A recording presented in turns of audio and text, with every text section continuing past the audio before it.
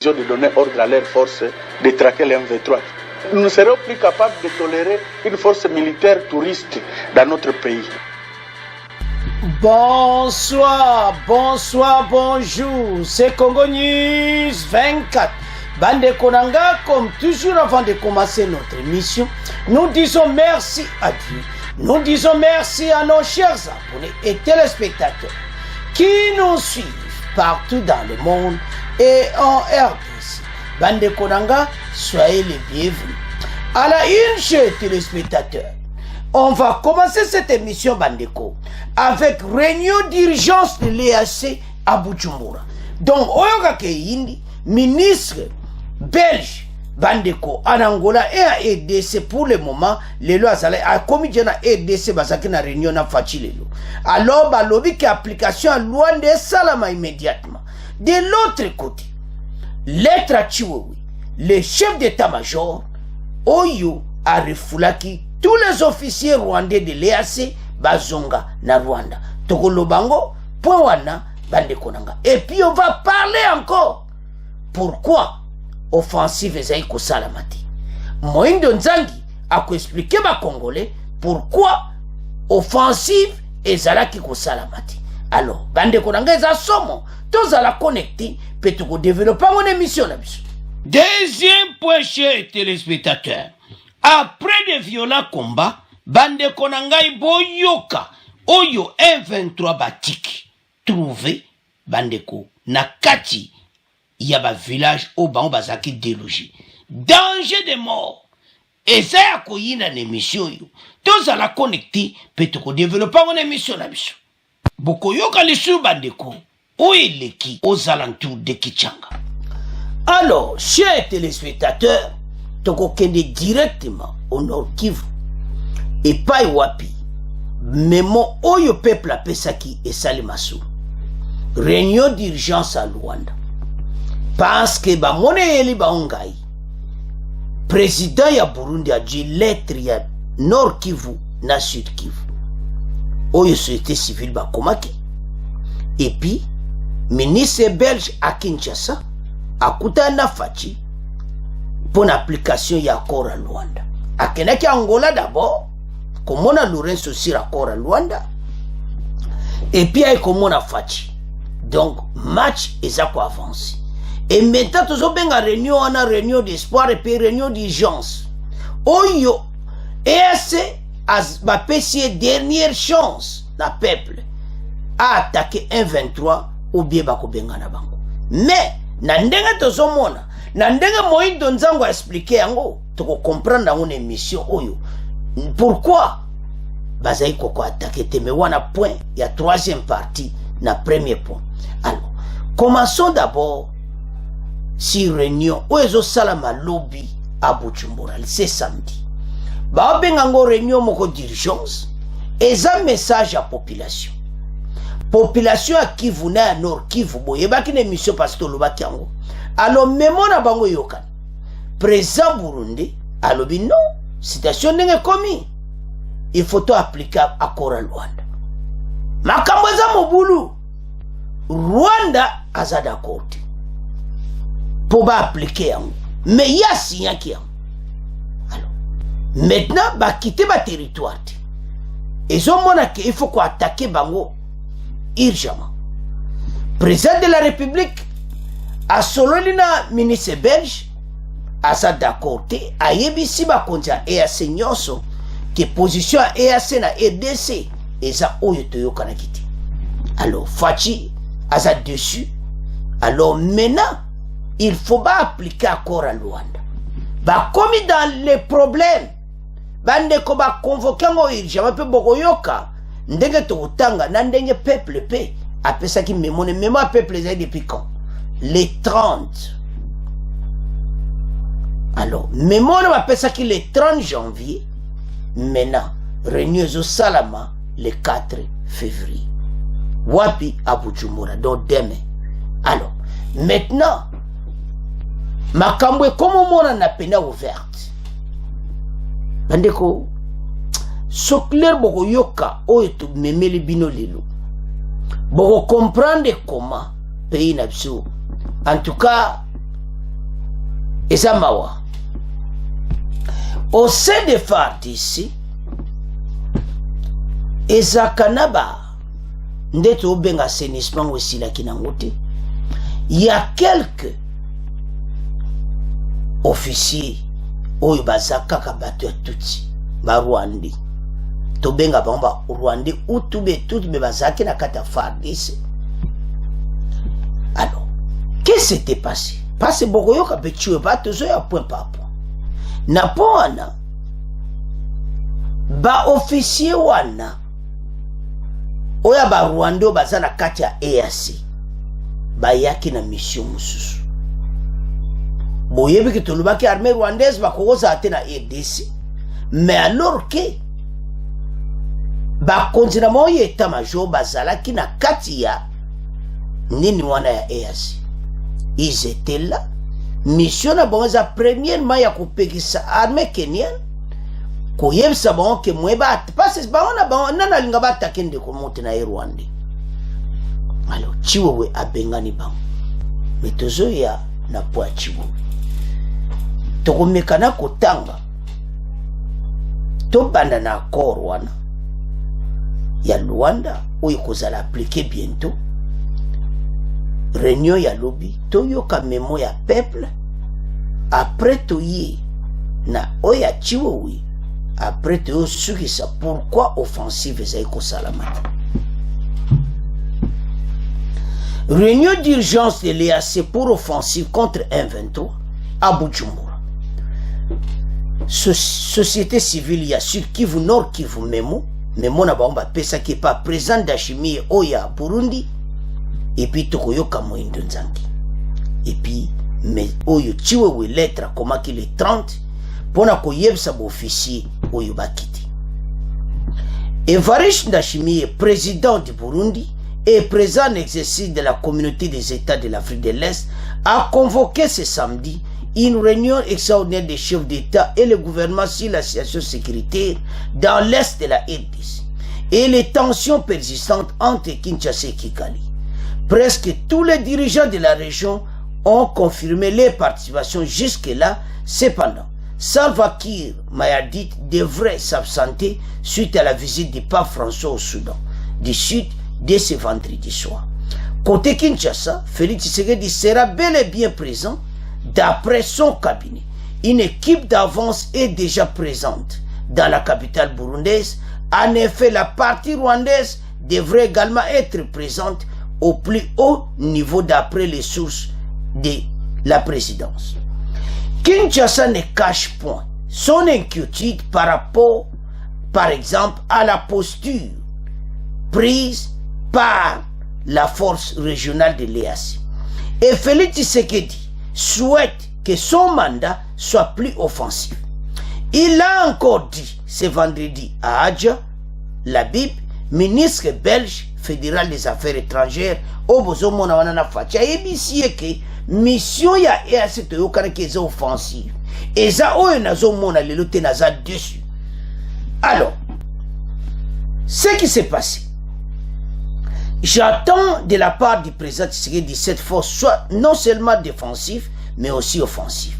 Je crois que c'est le discours qui va être porté demain, a dit Adja Labib au sortir de la réunion avec le président congolais. La tension est montée d'un écran entre Kinshasa et Kigali. Ces dernières semaines, il y a eu une semaine s'exprimant devant le parlement de son pays. Vincent Bourut, chef de la diplomatie rwandaise, interprétant les propos de Félix, disait qu'il était convaincu que le président congolais travaillait pour renverser le pouvoir de Kigali à travers après lui une collaboration avec le FDLR et les FARDC. Alors que le président Fachi, Wanaba Rwandi, que Fachi a préparé Kolongo la président Kagame na pouvoir. Makamboza mineni. Alors, le 1er février, Vincent Biruta s'est entretenu avec le secrétaire d'État adjoint américaine Wendy Shenum, la diplomatie américaine a souligné le soutien des États-Unis à la médiation régionale sur l'importance de l'action de toutes les parties, mettre fin au conflit militaire et accélérer le processus politique. Makambo nyonso ba aventure eza tellement ya tout. Bandeko bolanda très bien. Sommet oyo kozala lobby eza pona nini? Eza parce que memo oyo peuple akomaki eyokani. Alors, to yokana no memo. Parce bandeko wana bakomi que to boyi EAC bazala ba touriste na mboka na biso. To yokana ki offensive ezate négociation de bozomo bazo sola na oyo mutu ya M23. Alors, toyoka ki bongo te. Mokonza mboka pa lobby keza offensive. Alors, toyoka memo parce que réunion à lobby. Ezande ba peuple mutu ba tomboka ki ba kopesa memo et pa ya président Ndashimie na Burundi. Toyoka memo wana bon to avancer na émission na biso. Journal réuni à Goma le 30 janvier dernier, les coordinations des sociétés civiles du Nord Kivu et du Sud Kivu ont adressé un mémorandum conjoint au président en exercice de la communauté des États de l'Afrique de l'Est et EAC, dont la RDC est membre. Dans ce mémo, les deux coordinations expriment leur ras-le-bol devant la souffrance imposée à la population par l'avancée des rebelles terroristes du M23 RDF et demandent à Évariste Ndayishimiye de convoquer le plus vite possible une réunion des chefs d'État de la région pour commencer à les traquer. Cela conformément à la décision du mini-sommet du 23 novembre 2022 à Luanda. Placide Ndilamba, secrétaire exécutif de la société civile du Nord Kivu, explique dans ses propos choisis par Jules Ngalo Amona. Nous disons au président de l'Est African Community à bien vouloir urgemment convoquer les chefs d'État des États de l'Afrique de l'Est pour prendre cette décision de donner ordre à leurs forces de traquer les M23. Nous ne serons plus capables de tolérer une force militaire touriste dans notre pays. Donc nous demandons au président de l'EAC de le faire urgemment et de donner ordre à cette force de pouvoir traquer les M23 et redonner la paix à nos populations qui doivent rentrer chez eux, surtout que cette population vit de l'agriculture. Bande kotolandi memo, obalubaka l'heure grave. Peuple a tomboki na ndenga mukete bande konangai. Peuple a lobby biso tolingi EAC wana baza l'offensive ezate baza ba touriste kotambola kana mboka na biso. Bango bayaki po ba attaquer bango. Yango bakeno pesa memo wana et pas présent Ndashimie. Ndashimie là a convoqué une réunion extraordinaire. Et puis, ministre bel des Affaires étrangères, Père Zalaki na Kinshasa, yebe a Wutaki Luanda, parce que Makambo changé la terre. Accord à Luanda, ou bien, et assez, Bokiti. Makambo za mobulunde bolandi wana.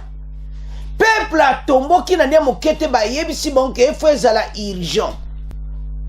Bango bayaki po ba attaquer M23. Bandeko makambo za minene.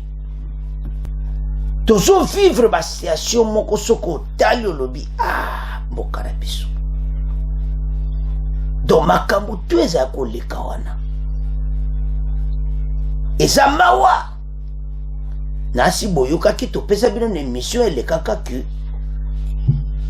ba refoulé ba chef d'état-major rwandais na kati ya Kije ya EAC force régionale ba représentant Rwanda bazal ya Rwanda je m'excuse ba représentant rwandais bazalaki na force wana ya EAC.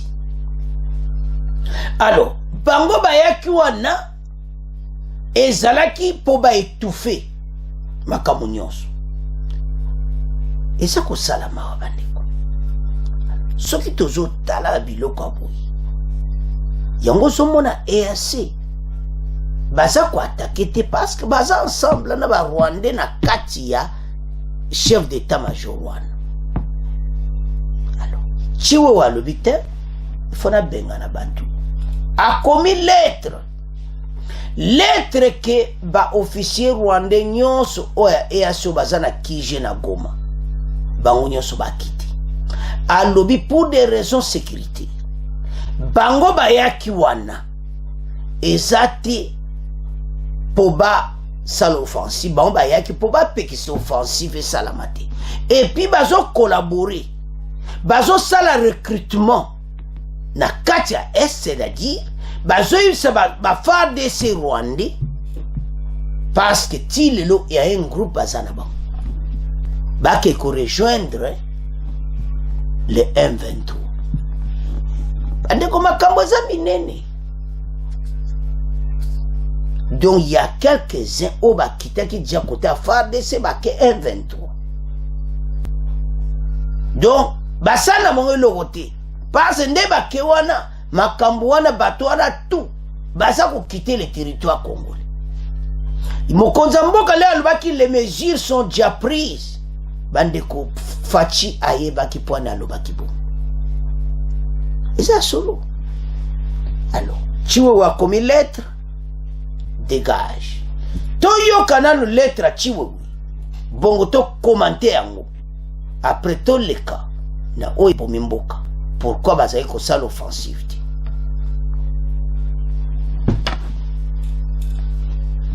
Bandeko chiwe atali batu. Amoni ke bazo coopérer na bango. C'est-à-dire na kati na bango wana nde omone force ya EAC ba Rwanda bazawana. Ba Rwanda wana ezaki na olobeze erreur bandaka. Leto boya kike armée rwandaise bayati, il fallait pas bandima ke bo officier oyo baya. Bo officier wana bokoyoka moindo nza ko expliquer après tout ça yanayi de bo officier wana force régionale déjà ba sangana kina bango bazaki déjà na Goma et puis bazaka kana na niniti bazape na o babengaka conjointe o ya Luanda donc bazana mwa banine belé mécanisme de vérification chiwewe AFC bango tuba quitter le territoire congolais parce que pour des raisons de sécurité et c'est impossible bango mo ba Rwanda baza M23 et c'est impossible bango ba solo là na armée kenyan to attaquer M23 Tolanda message à Chiwo. Vous le savez déjà peut-être, les officiers militaires délégués de Rwanda dans les différentes structures régionales basées à Goma ne participent plus à ces mécanismes de paix et de sécurité dans la région des Grands Lacs. Cette décision a été annoncée le 30 janvier 2023 dans un communiqué de l'état-major des FARDC. Ces mécanismes sont entre autres l'état-major de la force des États d'Afrique de l'Est, EAC, le mécanisme ad hoc de vérification des frontières et le mécanisme de vérification élargi à la MONUSCO, tous basés à Goma. Le point avec vous, Sifa Magourou. Dans son communiqué rendu public ce 30 janvier, l'état-major des FARDC indique avoir demandé aux commandants de la force régionale de l'EAC de rapatrier dans leur pays les officiers rwandais membres du quartier général de la force basée à Goma. L'armée congolaise évoque des raisons sécuritaires et précise que ces derniers ont déjà quitté les sols congolais et regagné le Rwanda. Bande Kotola dit lettre d'état-major la date du 30 janvier. Les lettres allaient 3 jours passés, Chiwewe a commis lettre de Bango tout va quitter le territoire congolais pour des raisons de sécurité. Ba raison on examine. Donc ngana zolo ba ke ba konzi ba sakere. Tambo ba ki armée rwandaise bayati na EAC. Il fallait mekolo ke na kati ya comité p bayati. Menzoka de na kati ya comité ya EAC JC Salama avant wana bazana kati. Ils étaient déjà à Goma. Vous comprendre. Yemoko armée rwandaise aza M23. Si ko na kati ya force ya EAC oba ko attaquer M23, na kati ya force wana ya 3 ou bien to benga ba généraux rwandais. Et c'est ba ko linga ba attaquer M23. Non. Erreur grave.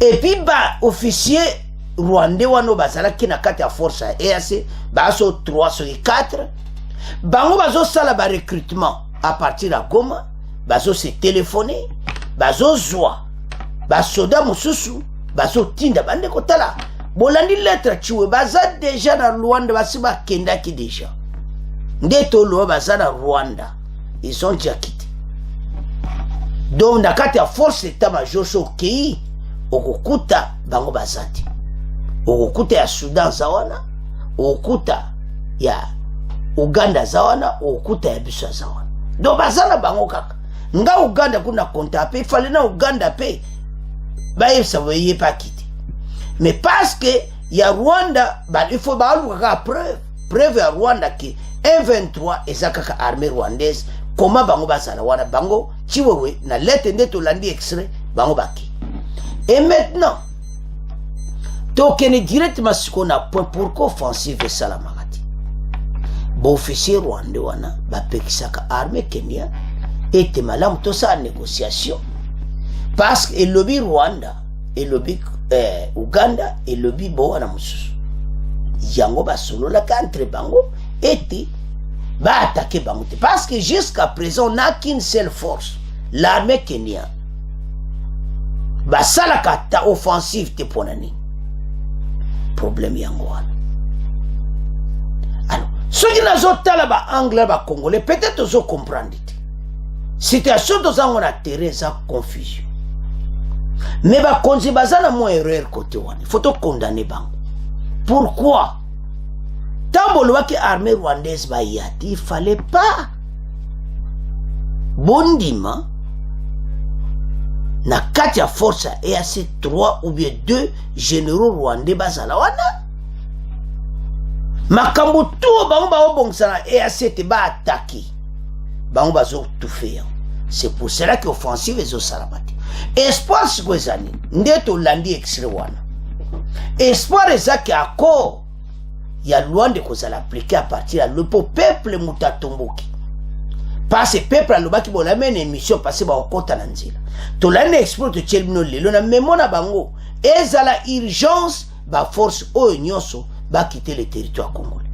Alors maintenant Moïndo Nzangi est venu nous éclaircir sur la situation sécuritaire il y a EAC. Force régionale bazaki na ba agenda caché epelé oyongana yo tozai koyebati. Et maintenant Moïndo Nzangi a expliqué par ba Congolais que ba force wana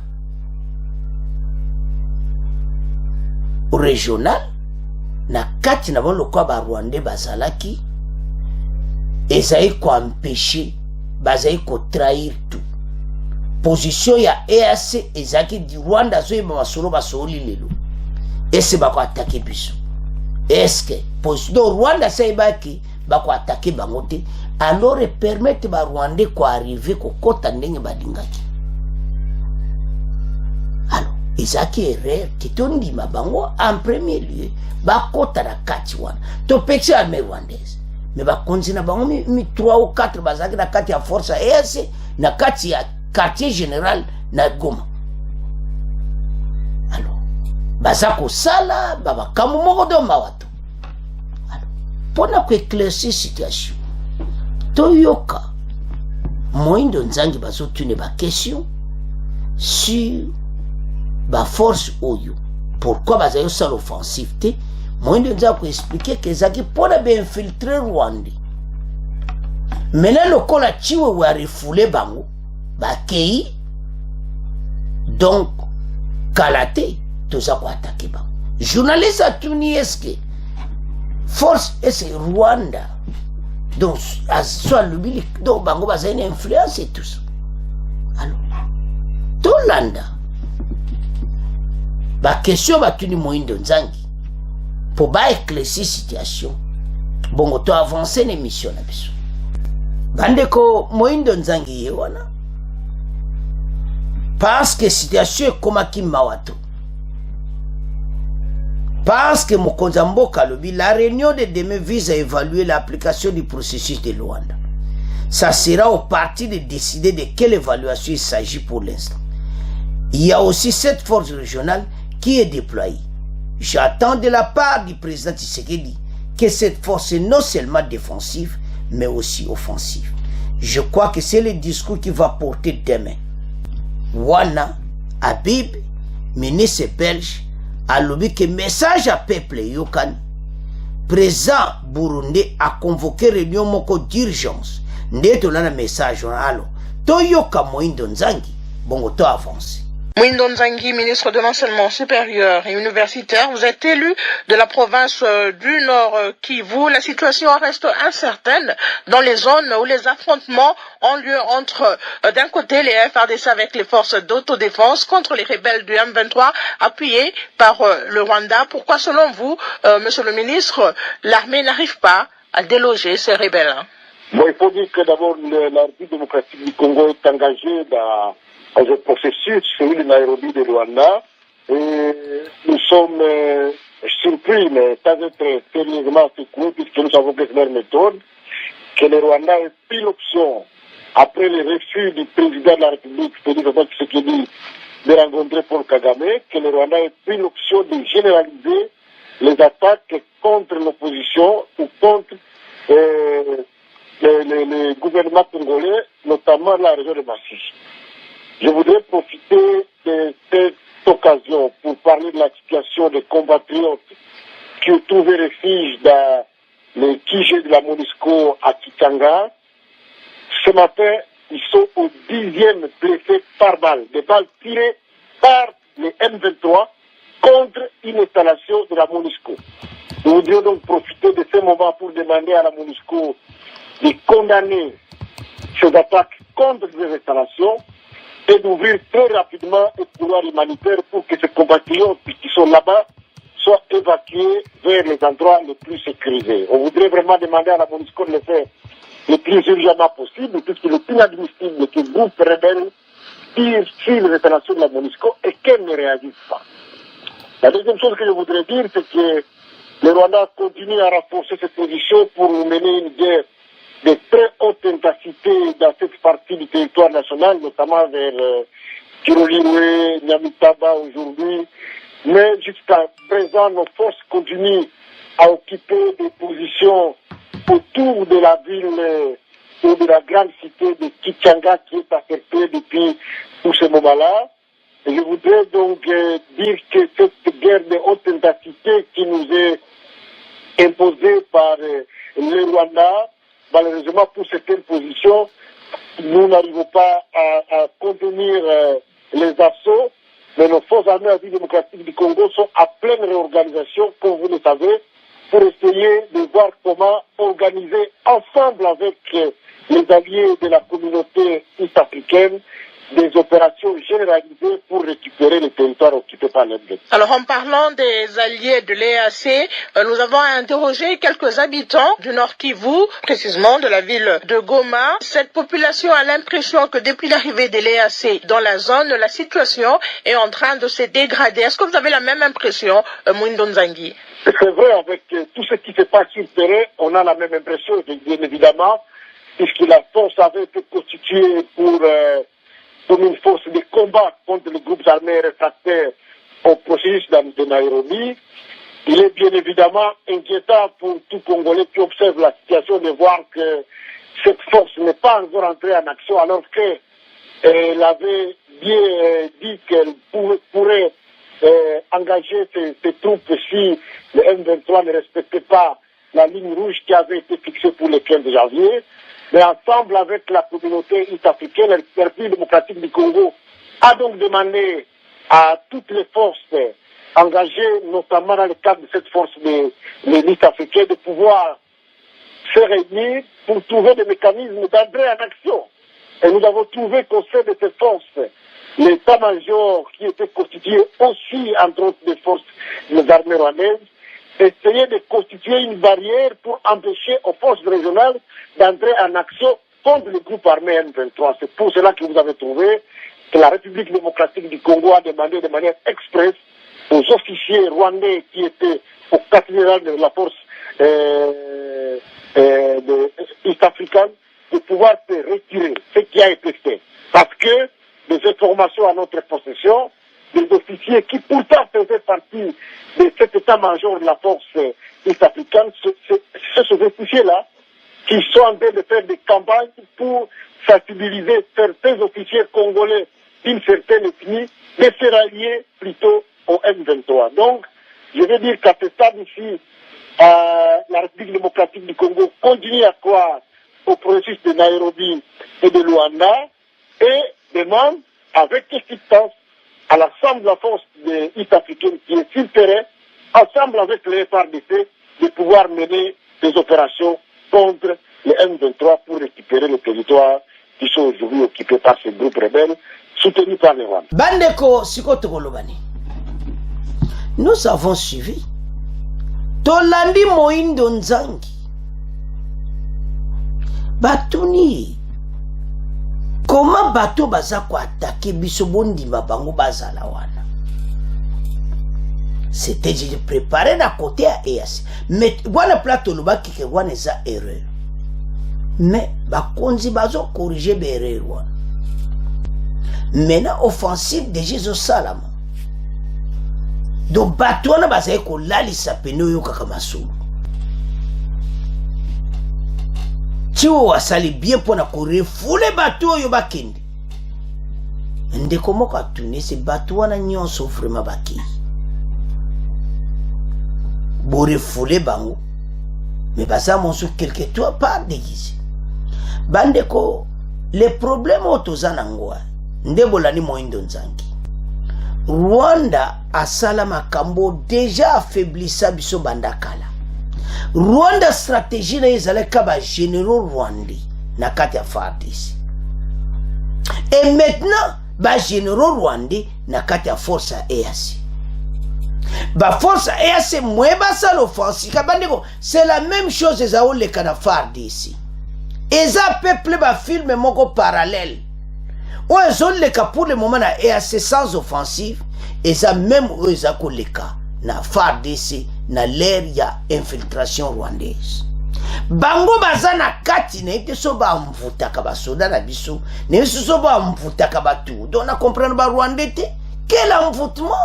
Donc on appelle que ba étouffer force à EAC mweba sa le loko ezati. Moindo Nzanga lobi ke président rwandais a préparé makambo depuis lors à banda ya ngokala. Mais maintenant le kola to bengani bango. Donc selon Moindo Nzangi, offensif et ça à l'immédiat. Je crois que les Congolais peuvent comprendre parce que si on a quand ndenge ba lobite ke koza menga pona no mapo peuple atomboki. Peuple a lobi yema okende sikona champ de bataille na bango. Bolana mission passée. Alors, le peuple landi extrait wana ya population, ya société civile, mais mon bango yokani réunion d'urgence à Bujumbura. Alors, ndenge to landi Moindo Nzangi. Président rwandais na yebite lo ne alukaka vraiment. Oyo yibaki kokite komi ya kuboma batu. Non, parce que bazo bakota ke DGBL. Oyo tuba yeko sala ba aventure zo koma na suka. Yango mokonza mboka lobaki que toutes les mesures nécessaires déjà prises. Même ngana on dit maté. Mais maintenant on va comprendre pourquoi Fatil avait dit ça. Parce que ndenge na ladi Moindo Nzangi. Donc nazo mona quelque chose que bateau bazokende. Nazo mona pe que même armée kenyana ko s'attaquer. Mais même ngato na olo ba pe no zakara doute ba umeli wanati mais le toyoki ba masolo a lelo toke mission a lelo to comprendre ba toyo bazaki en discussion il faut boyo kanati bon mon EAC on il faut ba yo kana va ba salo offensive. Alors Kenya lobi oui, FARDC lobi oui, RDC Ouganda so lobi non, Rwanda pa loba non, et Soudan pa loba non. Alors maintenant Soudan azana iti makambo ele kalo. Donc aux Rwanda, Ouganda, de l'autre côté RDC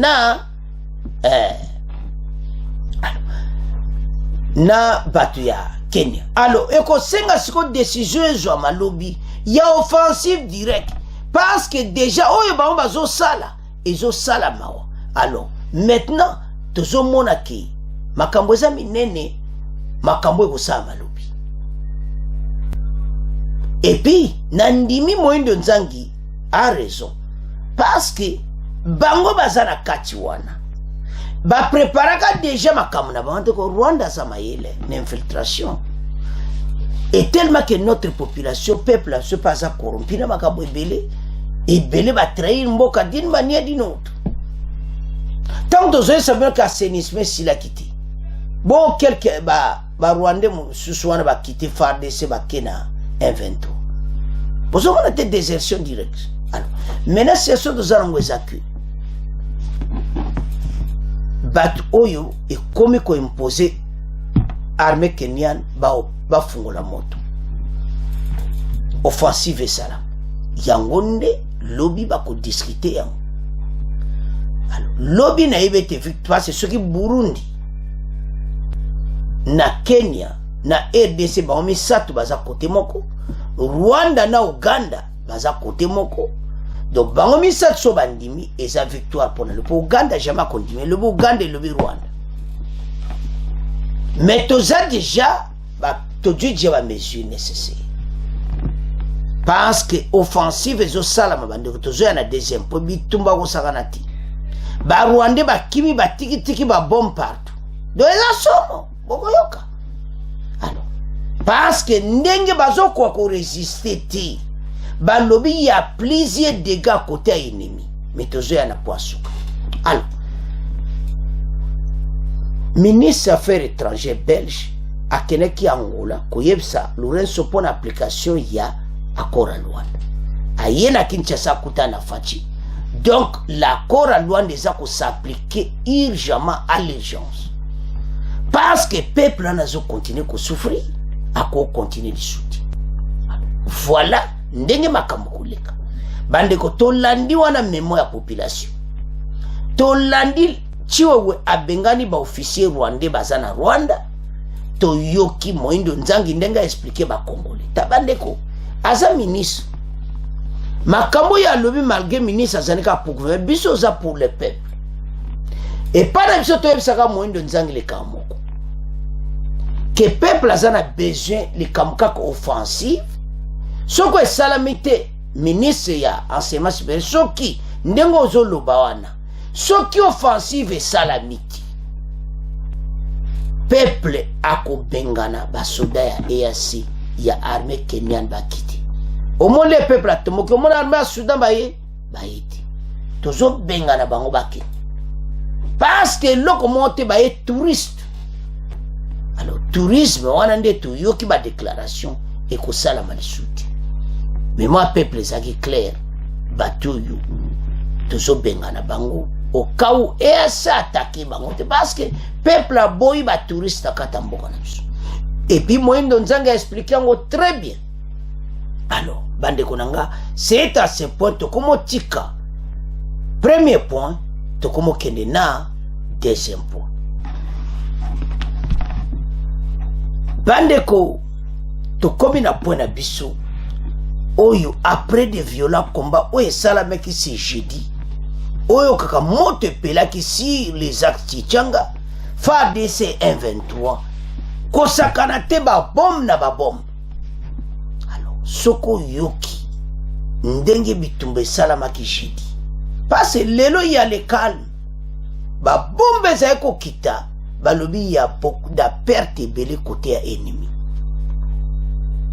Et la vérité parce jeudi FARDC a lancé qui offensive à Makasi. Mais il fallait pas continuer. Parce que tant que tika, bateau bazo continuer. Bon, bango tout le lo bazo vanda.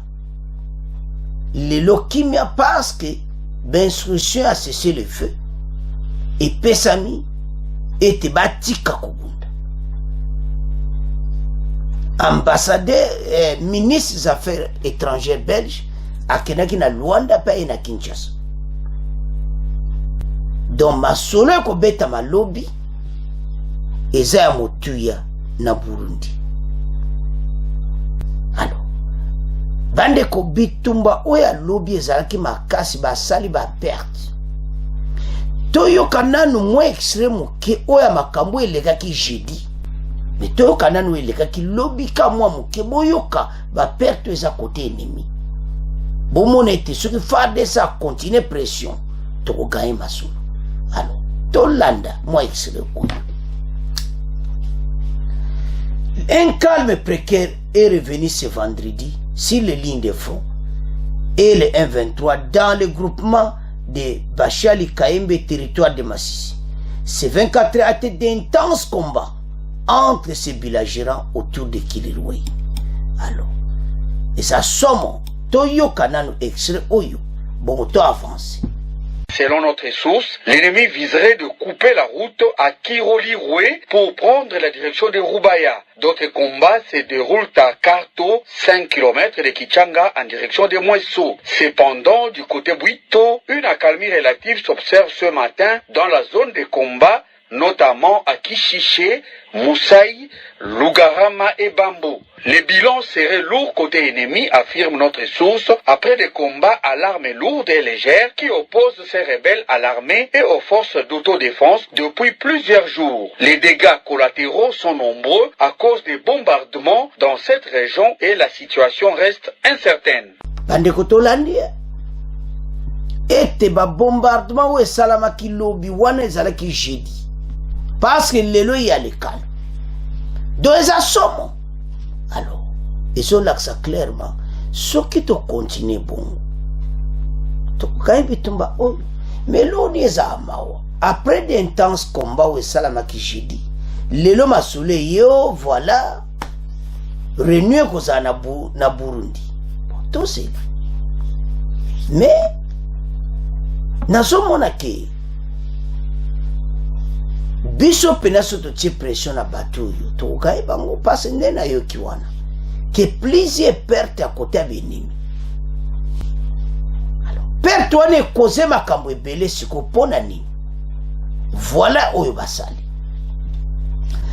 bango lokola ba pakati mbangu donc biloko elekaki ba bombe kwa kishidi lelo bango tout mutu avandi na position na ye. Qu'est-ce que le 1-23 basali? Batiki 11. Wana va découvrir cause à nous belé. 11 bombes non explosives dont explosé. C'est-à-dire ce peuple a nyatika wo mutanyati angwali. Batieche ba piège partout. Faire de ça zobate. Mboko bino bozate en bokimi, il faut ba contrôler ango. Ba place musuna ba place ba maimai basali ba autodéfense wana bango basaki déloger le 1-23 ba tiki ba bombe tala makam président Rwanda azo sala azo mema ba bombe na mboka na biso eboma ba congolais soki bato bazoloba o bazoloba 11 engins non explosifs. Bon, j'ai déjà perte, mais Boli va Congolais va continuer Kokufa. Boye va être beau comme un asuka. Puis ce nyo se mise à lobby na Bujumbura, toyo kandeni kuinda. Parce que dimanche, lundi, bande koza moto parce que kokoma pena guerre au sakanati. Parce que basengi armée Kenya a intervenir na FARDC ensemble na champ de bataille. Yangondo tozo c'est la lobby. Alors, maintenant, toyo kamakambo ya engin wana nde ba tiki ba bombe partout place ba territoire bazalaki pour bitumba wana ba kimi quelques places.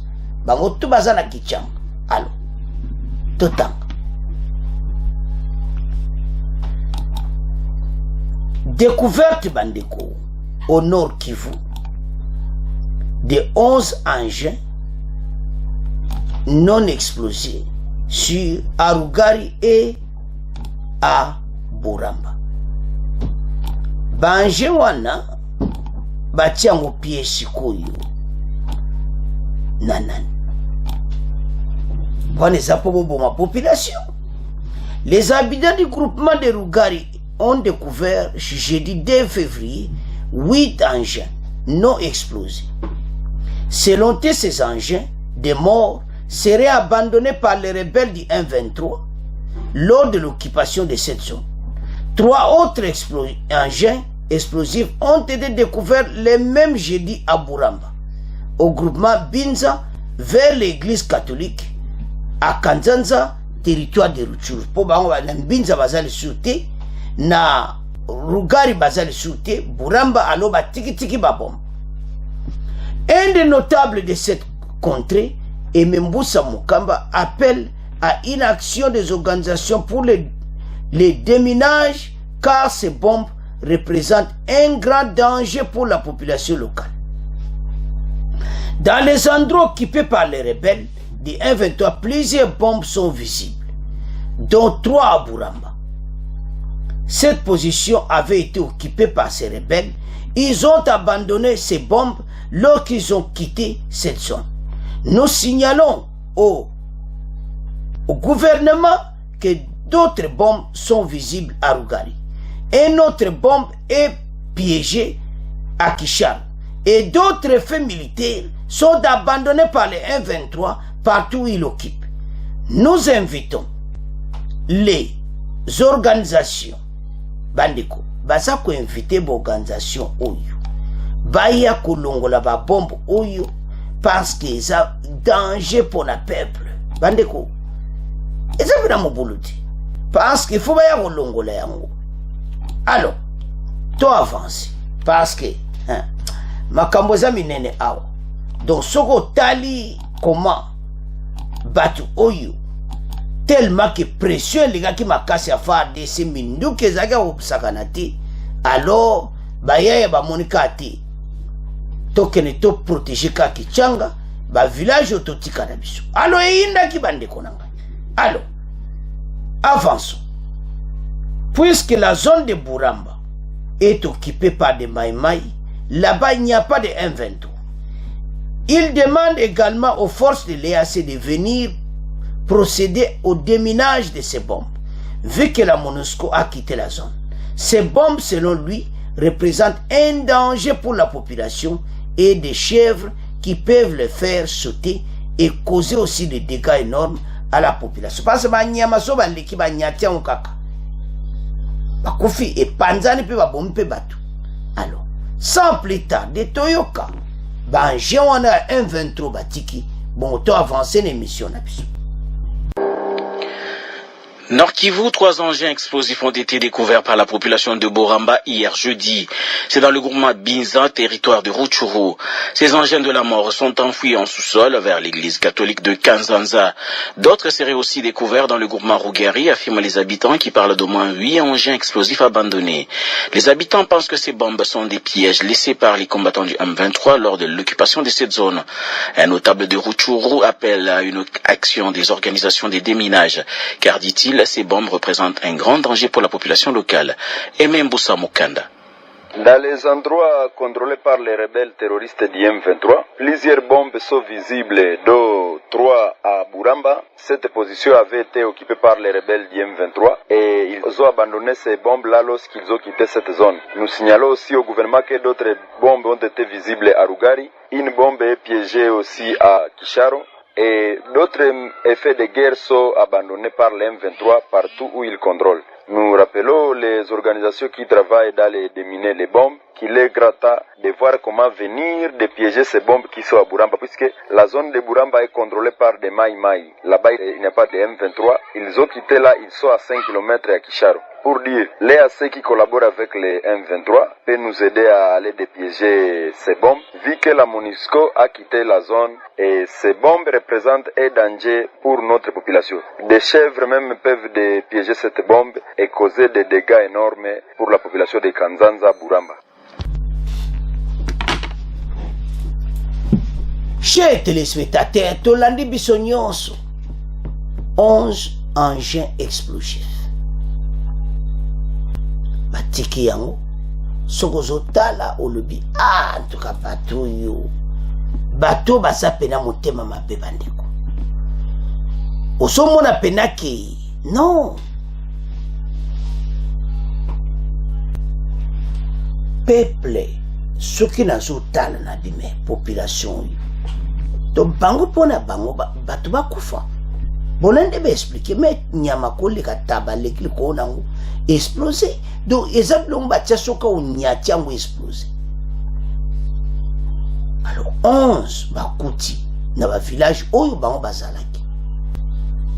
est-ce que bazav ce sont des terroristes bazoboma bato to souhaiter vraiment que bato yo to en finir na bango président rwandais mayele ne komi na suka parce que mona biloko aboyi olongwe nango na Rwanda oye nango na EDC bolo so place bino ba bengani bino botiki yango comme ça biso leto oya batra biso bakufi. What is a danger na population za ko boma peuple ba congolais pour pesa un message pas ces situations za pena mobulu o baloba ke yindi moto zopela pas na ndenge na zomona o baloba ka l'heure grave parce que batiango boy partout baza capable de tirer na bilanga ko boma pa peuple. Faire de ces temps to benga na bateau complètement. Faut ba yana ba pareil aux détecter partout parce que bateau yo boy ba planter batiti ba bon même na Kibumba wana. Même na Rumangabu partout. To souhaiter que makambo ekene bien. Makambo ba ko sola lobi parce que bolani na premier point. Makambo eleka lobi na Bujumbura. Et ça pour presser ba force et à se babunda ou bien bakiti. Comme ça biso to benga force SADC. Parce que force SADC baza bien. Bandeke bele so bokena RD Congo basango télévision, chaîne na biso mususu non s'abonner te, kene s'abonner na chaîne wana boyo kabiloko makaba kitoko za kuna. Peuple azolo basir comment force SADC il fallait baïa au lieu que ba 123 oui. Parce que toujours l'era muzeta bayaka babundaka mais ba 123 baza ba touriste mais ba pesi bango ultimatum. Ya ontozo zela abuchumura ndeni makamango koleka comme ça bateau ba dégager ba quitter le territoire congolais. Bande ko totelema pour l'intérêt ya mboka parce que bateau ba côté libiso biso sukoto se défend to bengana bateau oyo et puis à l'offensive. Alors message à Fachi ça clair ministre belge aza sur le terrain ba yebisi yepa lobike yaye poka ba appliquer accord en Luanda akomaki na Angola liboso yepe na Kinshasa Fachi pa yebisi bolani na premier point déjà. Alors maintenant to kona makambo na suka ba congolais problème eza bateau ba ekoti na mboka na biso biso photo attaquer bango makambo su te obona mo makambo eleka lobi pona nga eza ba entre parenthèses soki obona boka FARDC continue offensive au monde ba pakati te ba komo tika ba bombe na sima FARDC so bo continue ndengo wana espoir ekozala to ko bengana les 123 sur le terrain parce que to moni déjà exemple ils ont quitté des territoires ba komo tika ba bombe na sima c'est-à-dire ba okoma pena suka boluka ndenge nini tosala offensive moko makasi. Alors bandeko voilà dossier ndenge komi FARDC ça na position toujours de combat mais bazozela lobby ndeni masolo ekatama lelo eza cessé le fait botangi ya le calme jour le lobby tumbezate o nyonso to tiane o elekaki jeudi. Alors bandeko na ngai maintenant ndenge kopesa malobi oh bobo ba congolais biso nyonso FARDC bendele ko yati bon continuer ko attaquer bango comme ça ba palangana na plusieurs routes ba panzana ba kende soki wapi. Les Rwandais sont venus nous tuer parce que ba yena ba bombe ba komo tika tikango partout pour peuple à kufa. Quel esprit talabatu président rwandais makila ba congolais na maboko na yo jusqu'à ce que même ba bombe ti na mboka na biso et puis pe au lieu que so bo quitter ba territoire bo quitter na yango bo tiki bo mine ba bombe et ça motema mabe mais peuple congolais yo biso de suite telemi FARDC bendele ko ya te doza sima na bino bo attaquer bateau pe tozo gagner masulu mokonza mboka lobaki déjà les mesures nécessaires ont été déjà prises pour barrer la route au 123 Kalate. Alors, bande konanga, c'est à ce point de comment clôturer mission na biso. Bon, continuez à s'abonner massivement. Bon, partager. Au revoir. À la prochaine.